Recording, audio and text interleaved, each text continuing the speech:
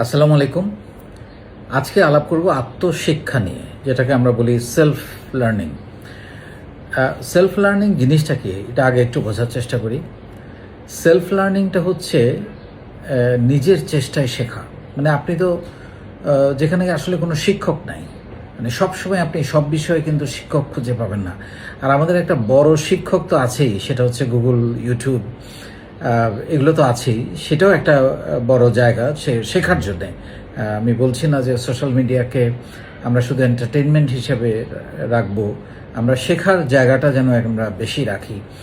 So এইটা আসলে যেটা করতে হয়, একটু বুদ্ধি, একটু কৌশল এবং একটু চেষ্টা থাকলে এবং প্রশ্ন করার একটা অ্যাটিটিউড যদি নিজের মধ্যে থাকে যে এটা কি, ওটা কি, এটা আমি জানতে চাই, এটা কিভাবে হলো, এই এই যে আবার নিজের সাথে কথা বলা, মানে আপনি যদি নিজের মধ্যে এই হোয়াইটা খুঁজতে চান, এটা কেন হলো, কিভাবে হলো, কোথা থেকে হলো, এইটা যদি আপনি খুঁজতে চান, তাহলে দেখবেন যে আপনি এটা শিখতে পারেন। এবং আজকাল চ্যাট জিপিটি বলেন বা গুগল বলেন, ইউটিউব বলেন, সব জায়গাতেই আপনার যে কোনো প্রশ্নের উত্তর কিন্তু আছে।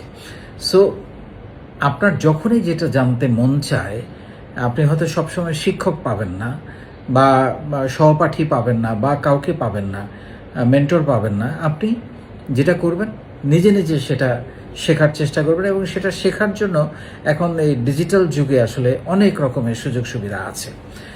সো 10টা টিপস আমি আজকে আপনাদেরকে দিব, যেগুলা অ্যাপ্লাই করলে পরে আপনার এটা এই শেখার পদ্ধতিটা বা শেখার ওয়েটা আপনার জন্য সহজ হয়ে যায়। যেমন প্রথমেই কৌতূহল থাকতে হবে, যেটা একটু আগে বললাম যে নতুন কোনো জিনিস দেখলেই আপনি এটা ভাবেন যে এটা কোথা থেকে আসলো, কিভাবে আসলো, বা এটা কিভাবে কাজ করে। একটু কৌতূহল রাখতে হবে, তাহলে আপনি শিখতে পারবেন। এবং আপনার হয়তো মনে হচ্ছে এখন দরকার নাই, কিন্তু তবুও আপনি যদি সেটা শিখে রাখেন, দেখবেন যে কোনো না কোনো সময় সেটা কাজে লাগছে। তাহলে এইটা হবে, এই কৌতূহলটা আপনি যদি রাখেন, তাহলে আপনার এটা শেখার একটা অভ্যাস তৈরি হবে যে আমি নতুন কিছু দেখলেই শিখতে চাই। নাম্বার 2, ছোট থেকে শুরু করেন।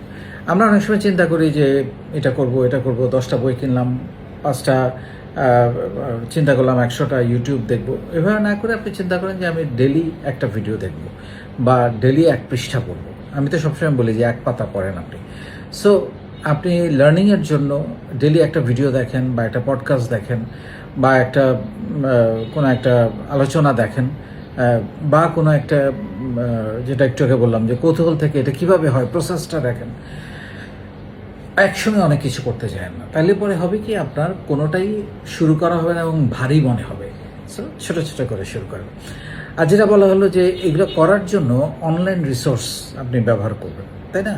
ইউটিউব, কোর্স, ব্লগ এবং প্রচুর ফ্রি কোর্স আছে। যেমন নিজের বলার মতো একটা গল্প, এটাও একটা ফ্রি কোর্সের জায়গা। সো এরকম অনেক জায়গা আছে যেখানে আপনি চাইলে ছোট ছোট বিষয় আপনি শিখতে পারেন। সো এইটা একটু রাখতে হবে। আর যেটা শিখবেন, নিজে যেটা শিখবেন এটা লিখে রাখেন, তাহলে শেখাটা মজবুত হয়। আপনি যখনই কোনো কিছু শিখবেন, পয়েন্টগুলো বা ট্যাগলাইনগুলো বা বুলেট পয়েন্টগুলো একটু লিখে রাখার চেষ্টা করবেন। তাহলে হবে কি, এটা আপনার আপনি যখন লিখবেন সেটা আবার মেমোরাইজ করার চেষ্টা করবেন, তখন এটা আপনার মনে থাকবে। নিজেকে পরীক্ষা করবেন মাঝে মধ্যে। যেমন আপনি যেটা শিখেছেন 1 মাস আগে, 3 মাস আগে, 15 দিন আগে, সেটা আবার একটু রিভিউ করার চেষ্টা করেন, মনে করার চেষ্টা করেন, ঝালাই করার চেষ্টা করেন যে আপনার কতটুকু মনে আছে। যদি ধরেন কিছু মনে আছে, কিছু মনে নেই, তাহলে আরেকবার দেখে নেন। সো নিজেকে এক্সাম দেয়া যেটাকে বলে, এটা খুব দরকার, খুবই দরকার। কোনো একটা জিনিস শিখেছেন, আপনি একটু প্র্যাকটিস করেন, সেটা বলার চেষ্টা করেন, তাহলে দেখবেন যে সেটা আপনার জন্য খুব সহজ হয়ে যাবে। ভুলকে ভয় পাবেন না। হয় কি, আমরা অনেক সময় ভাবি যে আমি এটা শিখছি বা এটা কি ভুল হচ্ছে কি না, শিখলাম কিন্তু ভুল বললাম কি না। হইতে পারে আপনি হয়তো শিখেছেন কিন্তু বলার সময় আপনি ভুল বলেছেন, বা আপনি যেটা শিখেছেন ইন্টারপ্রিটেশনটা আপনি ভুল ইন্টারপ্রিট করেছেন, হতে পারে। সেই ক্ষেত্রে আপনি অন্য কারোর সাথে সেটা আলোচনা করে নিতে পারেন, কিন্তু এটাকে ভয় পেয়ে থেমে যাওয়া যাবে না। হ্যাঁ, আপনি মানে শেখার আগ্রহটা কমানো যাবে না। আপনি যেটা করবেন, ভুল থেকে শেখার চেষ্টা করবেন যে হ্যাঁ, আমার ভুল হতে পারে।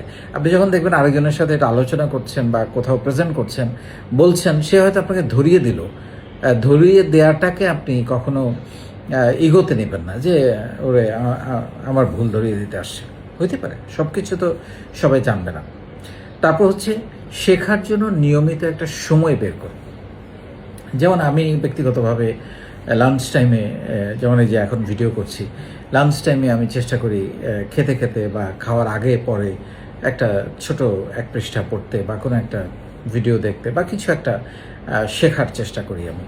আবার রাত্রেবেলা আমি সেটা করি ঘুমানোর আগে, মানে অফিসের পরে যখন আমি কাজ বন্ধ করি তারপরে আমি কিছু একটা শেখার চেষ্টা করি।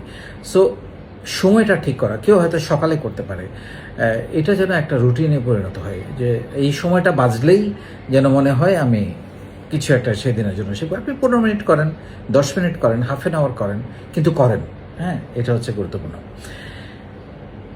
8 নাম্বার যেটা, সেটা হচ্ছে আপনি যা শিখেছেন, এখন আমরা অনেক কিছু শিখি, এই জন্য আমিও বলি নিজের বলার মতো গল্পে, আমরা 90 দিন ধরে 540টা কন্টেন্ট দিয়ে আমরা অনেক কিছু শেখাই, কিন্তু সেটা যদি আপনি কাজে না লাগান, মানে আপনি আপনার জীবনে সেটাকে যদি ইমপ্লিমেন্ট না করেন, ব্যবহার না করেন, অ্যাকশন না করেন, তাহলে ওই শেখাটা আসলে কোনো কাজে আসবে না।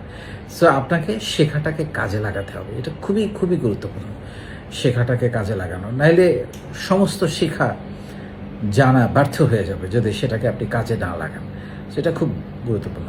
তার 9 নম্বরে হচ্ছে যে পজিটিভ থাকা। এটা সকল ক্ষেত্রে আপনাকে শিখতে হলেও পজিটিভ থাকতে হবে, পজিটিভ জায়গাগুলো থেকে শিখতে হবে, পজিটিভ কন্টেন্ট দেখতে হবে, পজিটিভ মানুষদের সঙ্গে মিশতে হবে, তাহলে পরে আপনার শেখার আগ্রহটা জারি থাকবে। আপনি নেগেটিভ কিছু দেখেন বা অপ্রয়োজনীয় কিছু দেখেন, ভালগার কিছু দেখেন, আপনি ওখান থেকে তো কিছু শিখতে পারবেন না। আপনি দেখবেন যে ওই জিনিসগুলোই বারবার আসতে, অ্যালগরিদম যেটা করে সেটাই বারবার আসতেছে। বরং পজিটিভ কিছু আপনি দেখেন এবং পজিটিভ কিছু শেখেন। ফাইনালি 10 নম্বরে সেটা হচ্ছে নিজেকে প্রশংসা করুন। এটা খুবই গুরুত্বপূর্ণ। আমরা যেমন, আমি যদি আপনার কোনো একটা কিছু শেখান, শেখার পরে নিজেকে একটু থ্যাঙ্কস দেন, আরে আমি একটা দারুণ জিনিস শিখে ফেললাম, আমি গাড়ি চালানো শিখলাম, আমি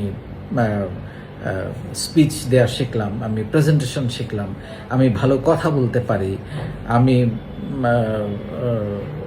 10টা ভিডিও দেখলাম, সেখান থেকে কি শিখলাম, এই যে জানা, আমি ডিজিটাল মার্কেটিং শিখলাম, এই আমি রাগ নিয়ন্ত্রণ করা শিখলাম, তাই না, নতুন কিছু শিখলাম। এই শেখাটার জন্য নিজেকে থ্যাঙ্কস দেন, দেখবেন যে ভালো লাগবে। হ্যাঁ, অন্য কেউ আপনাকে থ্যাঙ্কস দিচ্ছে কিনা এটা তাকানোর দরকার নেই, নিজেকে দেন। সো এই জিনিসগুলো যদি করেন, আমার মনে হয় যে আত্মশিক্ষাটা, যেটাকে আমরা বলি সেলফ লার্নিং সবসময় না, সবসময় আপনার শিক্ষক মেন্টর থাকবে না চোখের সামনে, কিন্তু কখনো কখনো নিজেকে শিখতে হবে, এবং নিজেকে যদি শেখার অভ্যাসটা তৈরি করতে পারেন, আপনি এই শেখা থেকে বেরোতে পারবেন। এবং প্রত্যেকটা মানুষের জীবনের শেষ দিন পর্যন্ত শিখতে হবে। আমি নিজে ব্যক্তিগতভাবে চেষ্টা করি প্রতিনিয়ত শেখার কোনো বিকল্প নাই যদি আপনি এগিয়ে যেতে চান, ভালো থাকতে চান, ফুরফুরে থাকতে চান, মন ভালো রাখতে চান, দক্ষতা বাড়াতে চান, শিখতে পড়তে আপনাকে হবেই।